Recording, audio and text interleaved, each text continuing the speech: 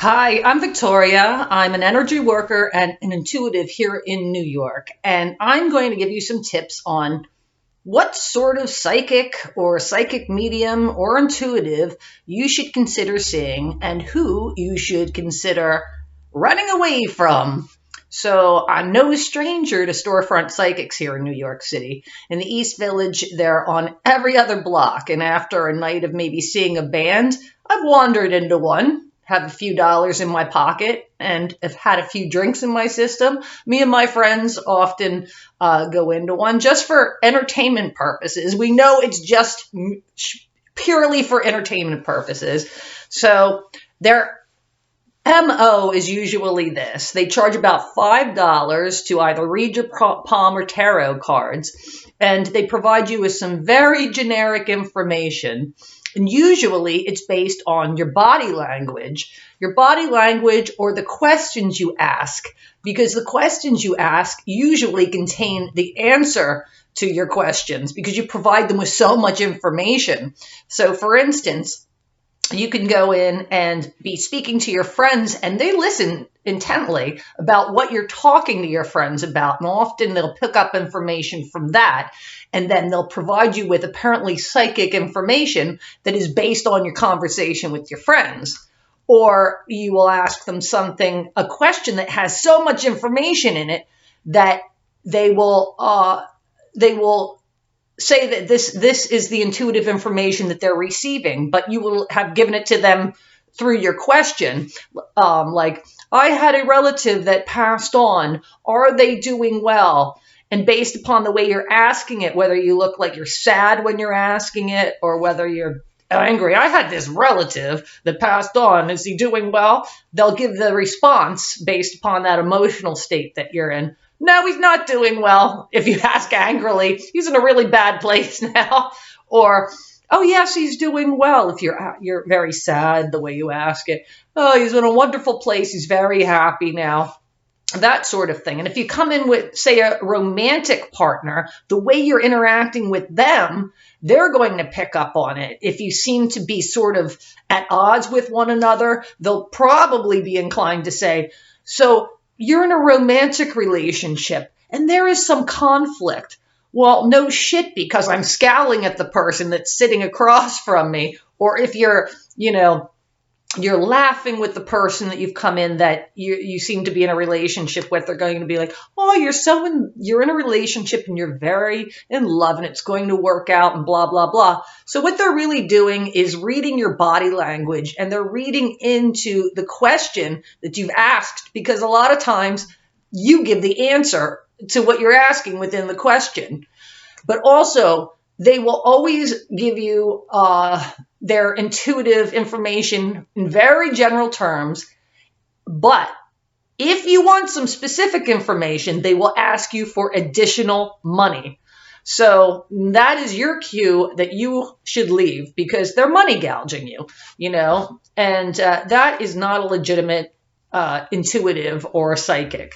So be aware of that. And I'm not putting down every one of these storefront mediums or psychics, because I've not been to every one. There may very well be some people out there in this business who are legitimate. But as I said, I have not been to one yet. What makes an intuitive or a medium legitimate? How can you validate what they're saying? And I think it's very important on your part to help with this process. And what I would do is, if you have a question that you want answered, make it very brief and don't put the answer in the actual question. So go in and say, can you answer the question that I'm thinking of? What is going to happen in the next week? Something that will absolutely not lead them.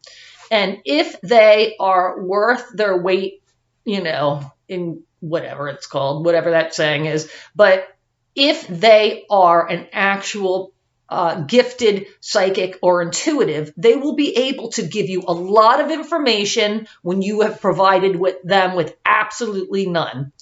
It should be very detailed, and it should be either current information or past information.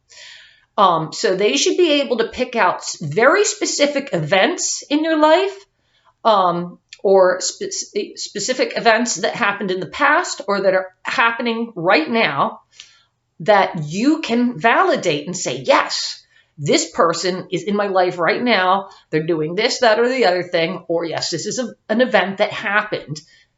And it should be something that amazes you, actually, scares you even a little bit. What I don't consider a good reading is when somebody tells you something that's going to happen in the future. In the future, maybe like many years from that present time, because how are you ever going to validate that? The person could skip town. I mean, they could just leave, and you could never see them again, this particular intuitive. And you can't come back and ask for your money back, you know? And you could actually forget what they have told you. So essentially, it's kind of worthless information unless you write it down and then look at it 10 years from now and say, yes, that person was right.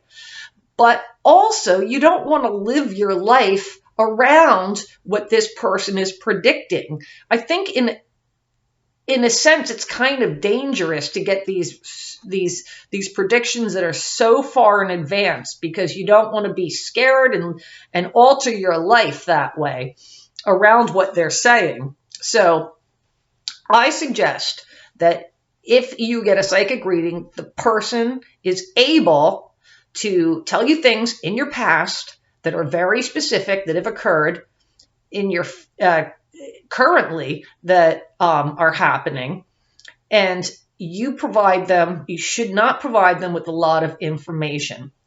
Well, what people do a lot of times is that they read your body language. They take a look at your physical characteristics. Are you over a certain age? If you are over a certain age, somebody in your family has had to have died. So they will say, you know, somebody in your family has died and you're very upset about it, you know, and they maybe didn't die like yesterday, but somebody has apparently had to have died if you're over like 30, right?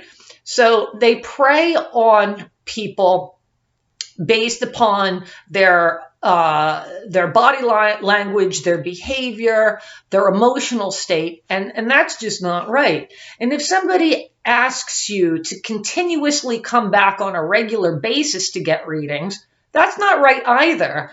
You shouldn't have to depend on somebody who is who claims to be a psychic or an intuitive to be able to make every decision in your life, because that's being extremely dependent on somebody else's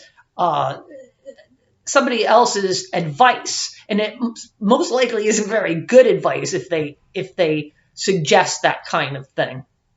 But I have met some extremely talented intuitives and psychic mediums in my lifetime, and these are people who work in the way that I have suggested you believe if they're intuitives, and they do validate information by having told me things about myself that have occurred and that are occurring currently. And they do tell me what will happen in the future, but it is the immediate future. And by God, it has actually happened.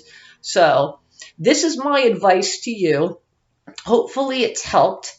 And I would suggest, if you do have a question that you just have not found the solution to or the answer, that you do maybe seek an intuitive's help. But make sure that you have been referred by a friend who has had similar experiences as to what I'm suggesting. Validation is the key. And hope to see you soon. All right. Bye.